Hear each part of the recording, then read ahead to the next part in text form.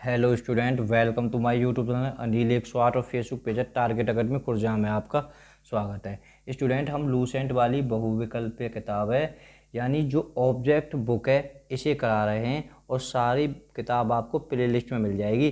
तो हम वीडियो के बीच में बता देंगे बेटा आपको सारी वीडियो कहाँ मिल जाएगी।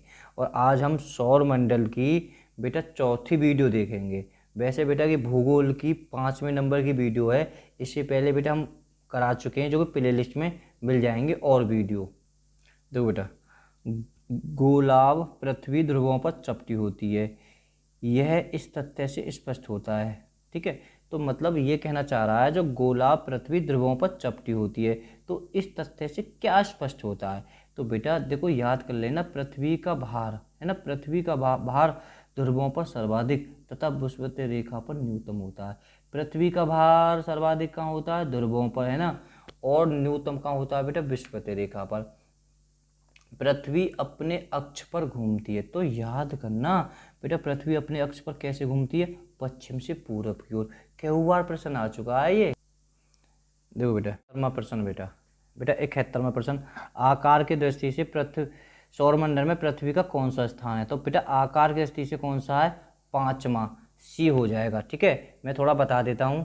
देखो बेटा, जो सबसे बड़ा ग्रह है तुम्हारा कौन सा है? बृहस्पति। ठीक है, फिर इससे छोटा तुम्हारा शनिवार है, आकार के। ठीक है, फिर शनि से बेटा कौन सा है? देखो सबसे पहले पे ये हो गया, फिर उससे छोटा शनि हो गया, फिर बेटा अरुण हो गया, फिर वरुण हो गया। ठीक है, 5वें पे तुम्हारी पृथ्वी है। ठीक है, अब फिलहाल कह रहे हैं सबसे छोटा बेटा कौन सा? बुध है।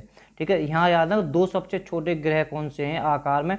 बुध, फिर वाके बाद में मंगल। ठीक है, तो ध्यान रखना मंगल। ठीक है, अगर नीचे से पूछा जाए तो नीचे से बेटा पृथ्वी पे छोटे के अगर पूछा जाए तो कौन सा स्थान है? पृथ्वी का चौथा है। इस पे आप कंफ्यूज बिल्कुल नहीं हो जाना है। ठीक है, अगर आकार में छोटा पूछा जाए या पैसे तो ऐसे बनता है आकार के हिसाब से बेटा पृथ्वी का कौन सा स्थान है आकार, तो 5वां है। ठीक है, इससे 4 बड़े ग्रह और हैं। किस ग्रह को नीला ग्रह भी कहा जाता है? सब है पता है किसे कहा जाता है? पृथ्वी को। क्यों कहा जाता है नीला ग्रह बेटा? ये क्वेश्चन भी बनता है। पानी की उपस्थिति के कारण पृथ्वी स्थित है। पृथ्वी तुम्हारे कहाँ स्थित है? शुक्र और मंगल के मध्य। किस दिन पृथ्वी सूर्य के सबसे निकटम होती है? जब पृथ्वी सूर्य के सबसे निकटम होती है तो बेटा उसे हम उपसौर कहते हैं। तो कब होती है वो? 3 जनवरी को। और बेटा ये बड़े बेहतरीन फैक्ट हैं, पृथ्वी सूर्य से सबसे अधिकतम दूरी कब होती है? तो कब होती है? 4 जुलाई को। ठीक है, तो इसे बेटा हम अपसौर कहते हैं, इसे भी आप याद कर सकते हो। पृथ्वी सूर्य के इर्द गिर्द परिक्रमा करती है लगभग, मतलब कितने दिन में करती है बेटा परिक्रमा? तुम्हारा 365 ठीक है, यानी कहा जाए तो 65 सही 1/4 दिन। ठीक है, ठीक है, तो याद कर सकते हो उसे 365.25 दिन में। 77वां प्रश्न बेटा, पृथ्वी का प्राकृतिक उपग्रह कौन सा? जो पृथ्वी का बेटा प्राकृतिक उपग्रह कौन सा? एकमात्र चंद्रमा है। दिन व रात होने का क्या कारण है? बहुत बढ़िया, दिन रात होने का बेटा कारण कहा है? पृथ्वी अपने अक्ष पर घूर्णन करती है। ठीक है, घूर्णन, घूर्णन बेटा यानी एक अपने अक्ष पर घूमना, एक जगह घूमती रहे। ठीक है, परिक्रमा बेटा ऐसा होता है। 78वां, सूर्य के अतिरिक्त निकटतम सितारे से प्रकाश पृथ्वी तक पहुंचता है। देखो बात समझो, सूर्य एक तारा है, ठीक है, जो इसके निकटतम तारा सितारा है पृथ्वी पर पहुंचता है तो कितने मतलब पहुंचता है? 4.2 वर्ष में। बहुत बढ़िया। देखो सूर्य से पृथ्वी की दूरी है, बहुत एग्जाम रिवीजन हो चुका है इस क्वेश्चन का, तो कितनी है? 149.6 मिलियन किलोमीटर। तो बेटा कहीं आपको 150 मिलियन भी मिल सकता है, तो कंफ्यूज बिल्कुल ना होना। ठीक है, फिलहाल सटीक आंसर इसका यही है। अपने अक्ष पर पृथ्वी एक चक्कर कितने समय में पूरा करती है? ठीक है, अब एक चक्कर कितने, पहले तो वो घूर्णन थी यानी घूमना था तो 365.25। अब बेटा कि एक चक्कर यानी पृथ्वी अगर यहाँ घूम रही है तो बेटा कितने में घूमेगी? तो बेटा इसका बी ठीक हो जाएगा, 23 घंटे 56 मिनट और 4 सेकंड। पृथ्वी पर दिन रात की अवधि समान रहती है, तो मतलब दिन रात कहाँ समान रहते हैं? भूमध्य रेखा पर। आप कंफ्यूज में होते हो ना, भूमध्य रेखा का नाम और एक बेटा विषुवतीय रेखा भी, ऐसे हम 0 अक्षांश रेखा भी कह देते हैं। अब बेटा 6 महीना के दिन और 6 महीना की रात कहाँ होती है? ध्रुवों पर। ठीक है, ध्रुवों पर। ध्रुवों को बेटा हम क्या कह देते हैं? आर्कटिक क्षेत्र भी कहते थे, क्योंकि बेटा यहाँ आर्कटिक महासागर है, ठीक है, तो इसे हम आर्कटिक क्षेत्र भी कह सकते हैं, तो कंफ्यूज बिल्कुल ना हुए। देखो इक्विनोक्स का तात्पर्य है तो वह तिथि जब दिन और रात समान अवधि के होते हैं, ठीक है। तो बेटा इक्विनोक्स का क्या तात्पर्य है, जब दिन और रात बिल्कुल समान अवधि पर होंगे। 84वां बेटा, दक्षिण गोलार्ध में सबसे लंबा दिन कब होता है? दक्षिण गोलार्ध में बेटा जो सबसे लंबा दिन होता है 22, ठीक है, थोड़ा सा याद कर लेना, 22 दिसंबर को, ठीक है। बहुत अच्छी तरह से देखो बेटा, दक्षिण गोलार्ध में थोड़ा बता देता हूँ आपको, ठीक है। दक्षिण गोलार्ध का बेटा ये ग्लोब है ना, आपने देखा होगा, ठीक है। ये बीच में भूमध्य रेखा है, विषुवत रेखा। ऊपरले हिस्सा को हम बेटा, ऊपरला जो हिस्सा है इसे यहाँ से ऊपर को बेटा हम उत्तरी गोलार्ध कहते हैं, नीचे को बेटा हम दक्षिण गोलार्ध कहते हैं। यहाँ बेटा के ध्रुव है, ठीक है। अब कहना चाह रहा होगा दक्षिण गोलार्ध में नीचे में सबसे लंबा दिन कब होता है? 22 दिसंबर को। और सबसे छोटा दिन कब होता है? 21 जून को, ठीक है। और उत्तरी गोलार्ध में उल्टा हो जाएगा। चलो आगे प्रश्न क्या आएगा? भू अक्ष, देखो ध्यान रखना, भू कक्ष तल पर भू अक्ष, देखो कक्ष तल और भू अक्ष तुम्हें दिखाई दे, भू कक्ष और भू अक्ष, भू कक्ष और देखो ध्यान रखना, भू कक्ष तल और भू कक्ष का अगर कि जब 2 बार रिवीजन है रहो तो आप 23.5 डी हो जाएगा, 66 सही 1/2। अगर पृथ्वी अपने अक्षांश पर कितनी झुकी है? जब 23.5। आप कंफ्यूज मत होना, जब 2 बार भू कक्ष तल और भू अक्ष है ना, तो 2 बार कर लो तो डबल कर देना 66, ठीक है। तो आप समझ गए हो बात को। देखो बेटा, पृथ्वी के उपग्रहों की संख्या कितनी है? 1 चंद्रमा है।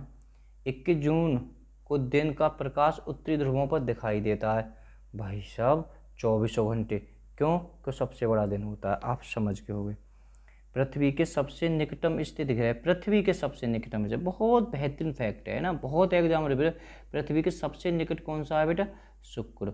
अगर सूर्य के पास पूछा जाए तो बुध। यही कंफ्यूज मत हो जाना। दूरी की दृष्टि से तृतीय क्रम में कौन सा ग्रह है? दूरी की दृष्टि से तृतीय क्रम में बेटा तुम्हारा कौन सा है?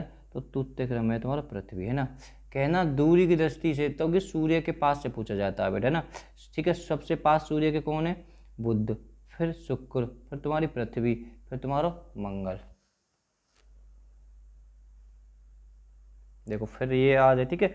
पृथ्वी अपने परिक्रमा मार्ग पर परिक्रमा करते समय अपने अक्ष द्वारा कक्ष तल पर, ठीक है, अक्ष द्वारा कक्ष तल पर, ठीक है, तो कितनी डिग्री का कोण बनाएगी? तो जब 2 आ जाए तो 66 से ही 1/2 है ना, अक्ष और कक्ष है ना। कंफ्यूज बिल्कुल मत हो जाना इस प्रश्न पर।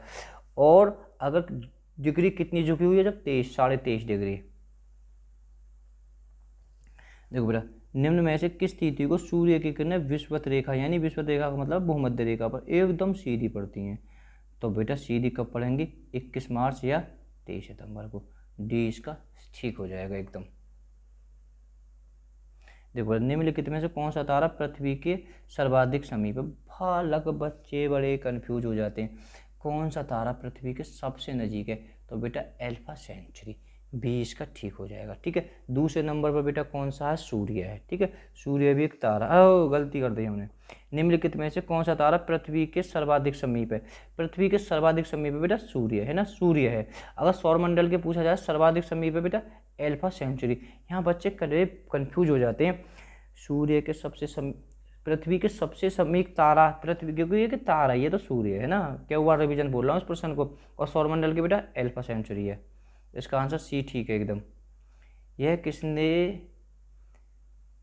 किसने सर्वप्रथम प्रतिपादन किया? सूर्य हमारे सौरमंडल का केंद्र और पृथ्वी उसकी परिक्रमा करती है। तो बेटा कौन कर सकते हैं? जो इस सौरमंडल, कोपरनिकस।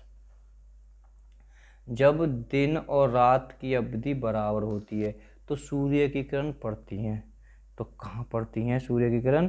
भूमध्य रेखा पर। भाई सीधी बात है, देखो दिन रात जब बराबर हैं तो भाई भूमध्य रेखा पर रहेंगी। 6 महीना के दिन और 6 महीना की रात पर रहें तो बेटा कहाँ पर रहेंगी?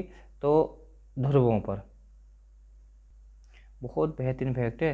यदि पृथ्वी एवं अंतरिक्ष के बीच के वायुमंडल को हटा लिया जाए तो आसमान का रंग कैसा दिखाई देगा? तो बेटा रट लेना, काला है ना, काला। जो पृथ्वी की परिधि है लगभग, ठीक है, परिधि यानी और पास की इस तरह से ये परिधि होती है। ठीक है, तो बेटा पृथ्वी की जो परिधि कितनी है, तो ये हो जाएगा डी इसका। ठीक है, थोड़ा सा इसे याद कर लेना, डी इसका ठीक है एकदम आंसर।